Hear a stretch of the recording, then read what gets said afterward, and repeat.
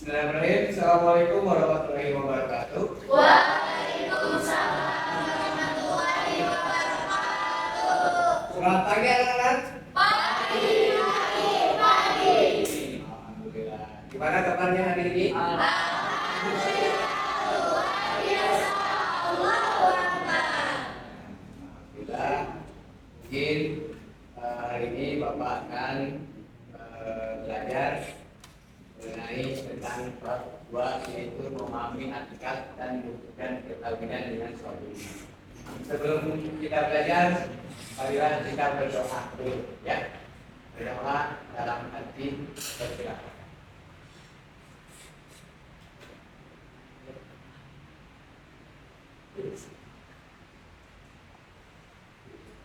Selesai.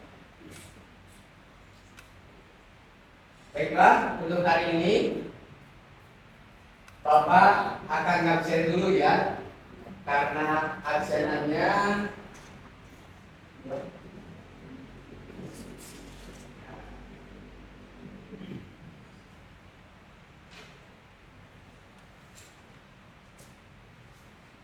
untuk kelas 10. Kalian ada? Alifah? Amel? Aulia? Dedi? Dedi kemana Dedi? Gak ada? Sakit? Oh ya, gak apa-apa. Ya, terima kasih ya. Mungkin hari ini kita lanjut dengan yang namanya pelajaran bab 2 mengenai memahami hakikat dan menunjukkan perkawinan dengan suami iman. Ya.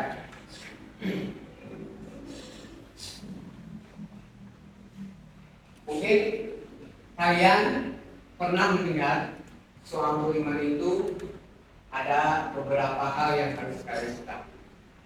Kenapa kita harus mengetahui perkawinan ataupun menunjukkan dengan suami iman? Ya.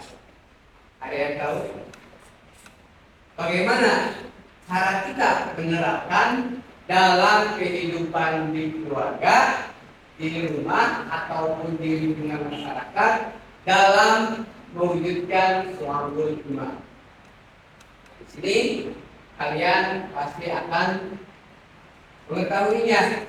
Bagaimana cara kita untuk menanamkan kegiatan sehari-hari dengan suami iman di lingkungan keluarga, baik itu lingkungan sekolah, masyarakat, dan di lingkungan sekolah. Ya. Ini tujuan pembelajaran: menjelaskan makna suami iman, pengertian dalil untuk macam dan manfaatnya, peserta didik mampu menganalisa makna suami iman, pengertian dalil macam dan manfaatnya. Peserta didik dapat mempresentasikan makna suami iman, pengertian dalil macam dan manfaatnya.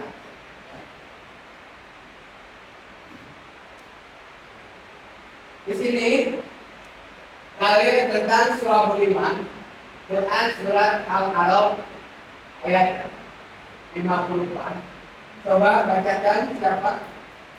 Seperti ayo bisa untuk membacakan boleh. Ya, saya bisa. Dalil siapa? Oh, siapa? Ayo bacakan surat Al-A'raf ayat 54. Apa?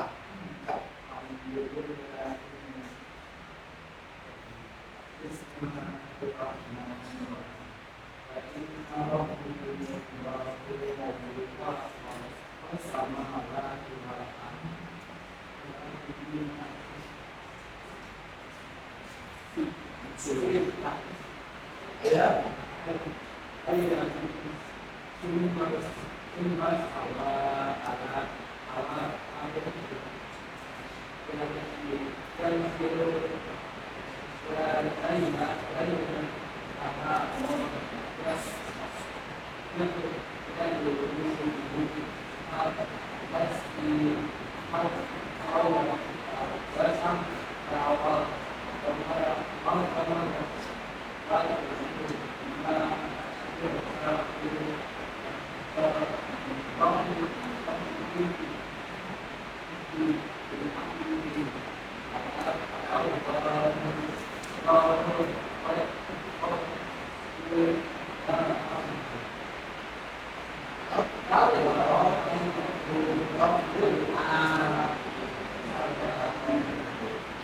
terima kasih buat akhirnya ya. Semoga bacaannya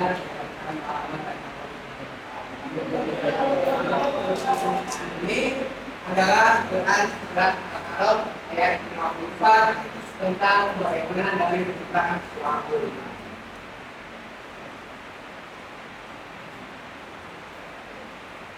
Dan artinya sungguh Tuhanmu adalah Allah yang menciptakan langit dan bumi, alam antara enam masa lalu, di mana bersemayam di atas alam. Dia menunjukkan alat kepada siang dan mengikutinya dengan cepat. Dia menciptakan matahari, bulan dan bintang tunduk kepada perintahnya. Ingatlah segala penciptaan dan urusan menjadi hak Maha Suci Allah, Tuhan seluruh. Ya, dia adalah ini kita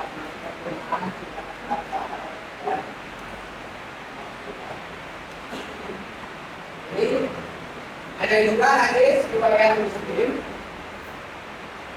An Abu Hurairah qala Rasulullah sallallahu alaihi wasallam. Mahu bidun wasaqna atau bidun wasaqtu. Fasibun nasibun faqad balagha qawlu la ilaha illallah faqad la iman qawlu ada anil qawl ada untuk bangun mendengar ini. Ini hadis mengenai tentang suatu gimana.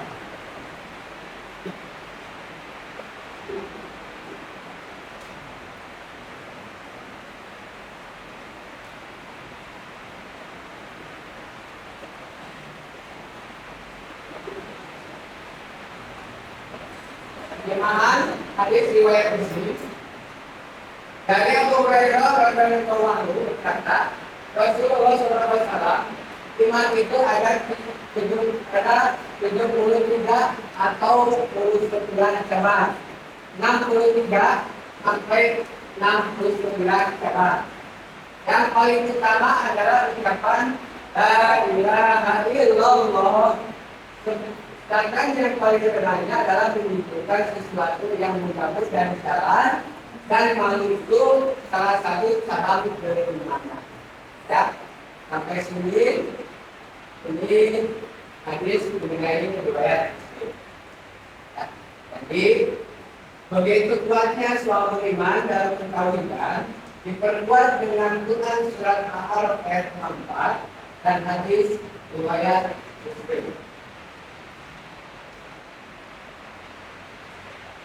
Suatu iman dibagi menjadi beberapa bagian. Satu, pengertian. Yang kedua, menurut macamnya ataupun menurut para hadis dan ulama. Yang pertama, cabang iman menurut pengertian. Yang kedua, menurut para ulama ataupun menurut macamnya. Imam Bayhaqi dibagi jumlah menjadi 77 macam dan Imam Ibnu Hajar Asqalani menjadi 69 macam. Ini mempelajari penelitian tentang suatu iman antara pengertian cabang-cabang iman dan macamnya menurut para ulama.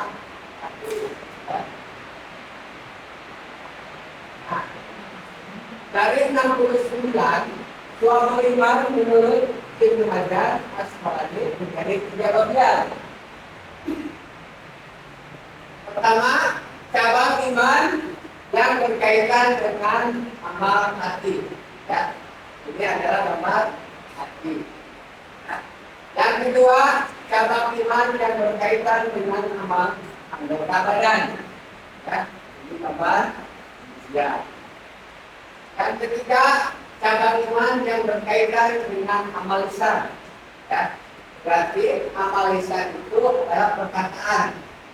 Ini ditentukan dengan yang namanya mulut dan lidah. Ya, nah, jadi ada dari suami iman itu ada asal itu dibagi menjadi 3 bagian. Cabang iman yang berkaitan dengan amal hati, cabang iman yang berkaitan dengan anggota badan, cabang iman yang berkaitan dengan amal. Apa di sini? Kalau lagi,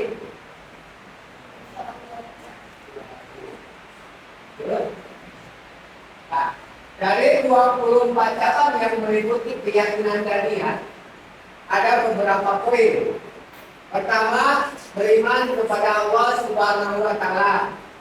Yang kedua, beriman kepada malaikat. Yang ketiga, beriman kepada kitab-kitab Allah Subhanahu wa Ta'ala.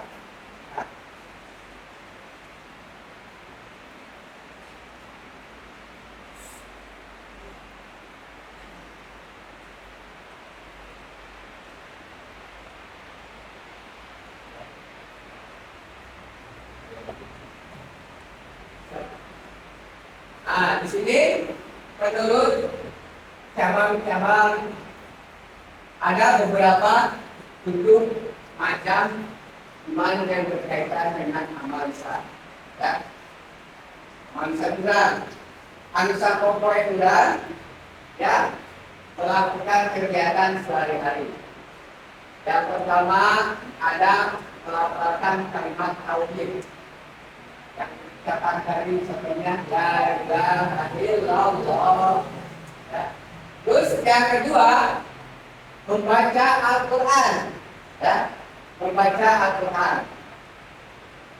Yang ketiga mempelajari suatu ilmu. Yang keempat mengajarkan suatu ilmu. Yang kelima menjauhi perkataan sia-sia. Yang keenam berpikir, dan ketujuh adalah berdoa. Nah, ini adalah 7 poin tersebut yang merupakan yang berkaitan dengan amal lisan dalam satu bulan ataupun kita sehari-hari. Apabila kita sudah melakukan sholat, pastikan berdoa, ya. Terus membaca Al-Quran. Jadi 7 cabang iman ini adalah sangat penting dalam kehidupan sehari-hari.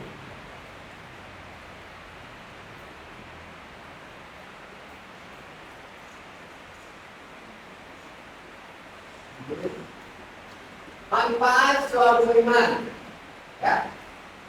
Manfaat suatu iman, pertama mendorong umat Islam untuk mempelajari, memahami, mengerti dan mengamalkan cabang-cabang iman. Terus yang kedua, mendorong umat Islam untuk menyempurnakan iman. Yang ketiga, diyakini bahwa iman itu bertingkat-tingkat. Yang keempat, diyakini bahwa iman dapat bertambah dan berkurang. Keimanan kurang itu mereka nambah, mereka kurang, tergantung balik akhlak kurang. Ya, jadi diyakini bahwa iman dapat bertambah dan berkurang, tergantung amal katakan kita kurang. Ya. Diyakini bahwa manusia harus berbuat baik terhadap sesama tanpa pandang bulu. Yakini bahwa tauhid bagaikan fondasi dan bangunan sehingga harus digabungkan. Ini adalah manfaat suatu iman. Dan bahwa iman merupakan jenis pokok yang harus dimiliki umat Islam sekaligus menjadi keabsahan amal ibadah. Iman dapat diketahui melalui keyakinan lisan dan perbuatan keimanan seseorang. Dapat bertambah dan berkurang sesuai dengan perbuatan dan berkurang sesuai dengan perbuatan yang dilakukan. juga memiliki lebih dari 6 jalan dan harus dipahami, dimengerti, dan diaplikasikan oleh umat Islam dalam kehidupan sehari-hari. Ya, ini adalah berikut 11 presentasi Bapak. Nah, sekarang dalam kegiatan intinya, Bapak sekarang akan membagi kelompok menjadi 3 kelompok, ya, untuk mengerjakan KKPD-nya. Ya, KKPD-nya nanti di dalam buku kalian kerjakan, ya, nanti Bapak share atau di dalam buku kalian. Ya. Kelompok 1 siapa kelompoknya? Bukti, ya. Kelompok 2 Nomina, ya. Kelompok 3 Silvi, ya. Oke, ya. Mengerjakan tugas yang dari Bapak untuk dikerjakan, ya. Sekarang kalian silakan.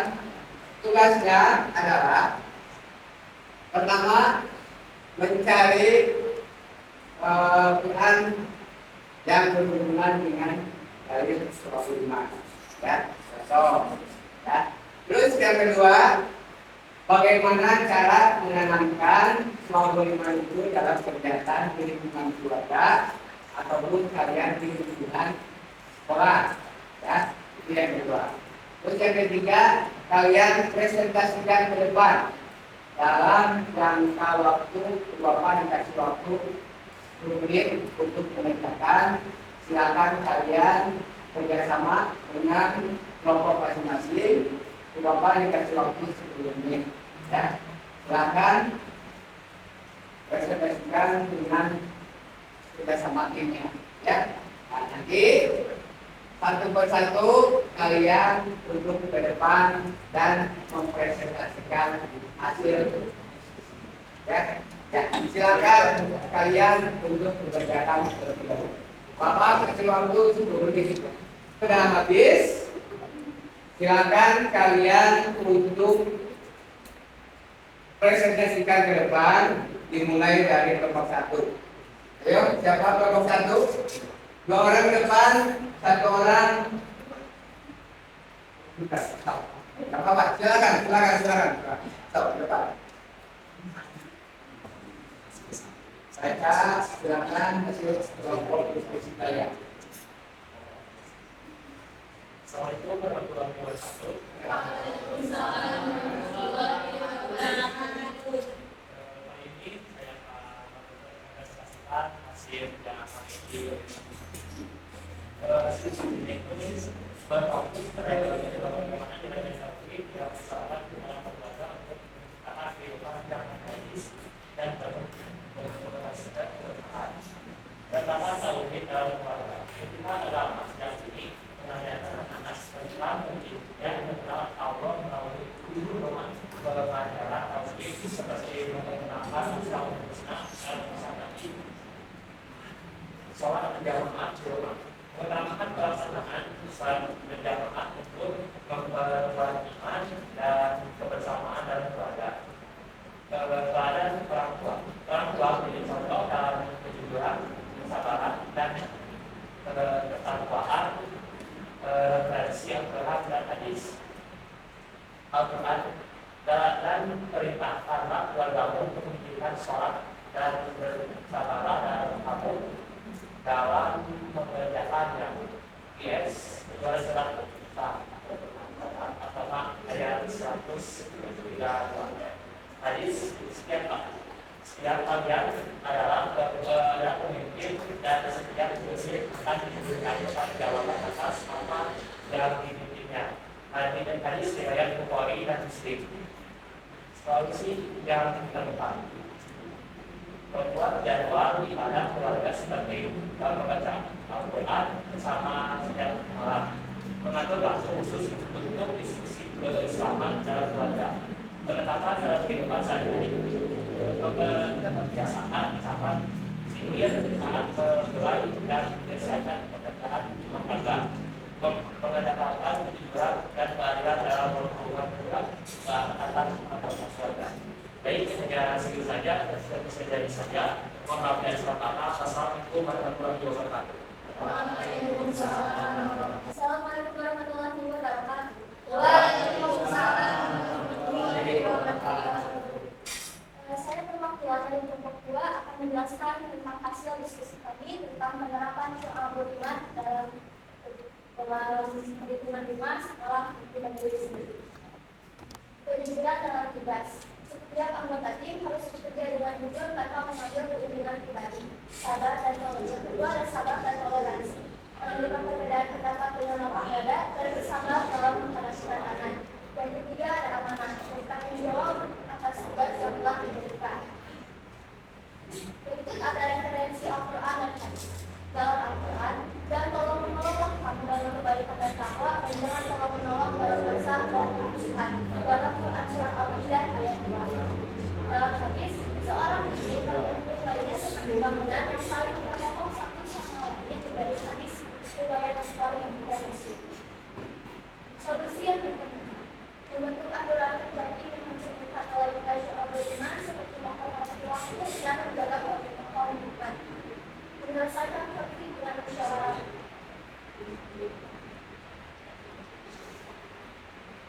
Penerapan dalam tugas sehari.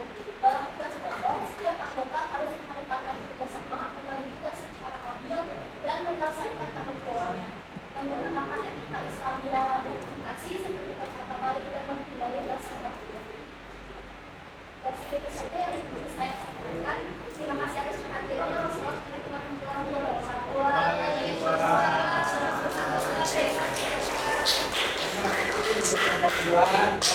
Sekarang tinggal lanjut ke kelompok tiga.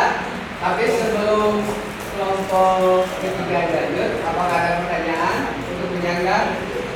Ya, kasih ya. Kalau gitu silakan Bapak persilakan ke kelompok 3 untuk mempresentasikan ke depan. Ya, silakan. Perwakilannya ke depan ya untuk mempresentasikan.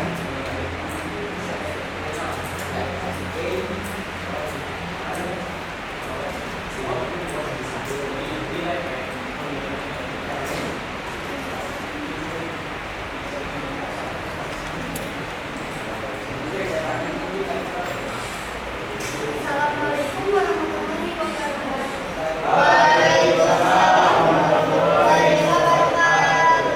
Saya di sini akan menjelaskan hasil diskusi dari kelompok 3 yang mengenai materi kelompok 2 tentang pemikiran dalam kehidupan sehari-hari.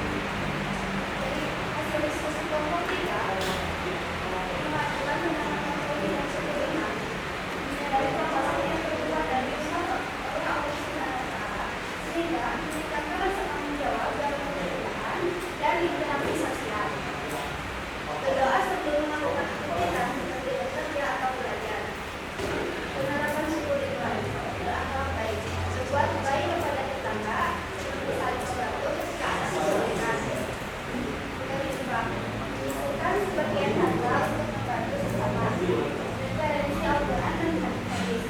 Al-Quran. Sesungguhnya Allah menyukai orang-orang yang berbuat baik. Surat Al-Baqarah ayat 195. Hadis. Insan adalah kamu mengenal Allah seolah-olah kamu melihatnya. Dan jika kamu tidak melihatnya, maka yakinlah bahwa Dia melihatmu. Hadis riwayat Bukhari dan Muslim. Solusi yang ditemukan. Membuat jadwal untuk amal harian seperti sholat tepat waktu, memberi sedekah dan membantu orang lain. Menanamkan kesadaran bahwa semua amal akan diberikan pertanggungjawaban di akhirat.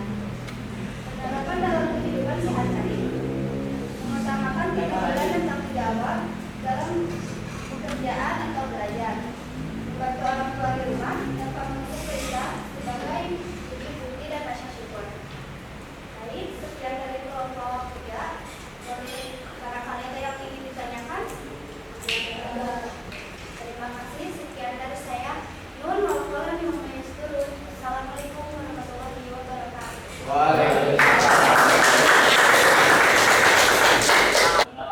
Saya di sini akan menyimpulkan tentang materi yang dipresentasikan oleh kelompok tadi.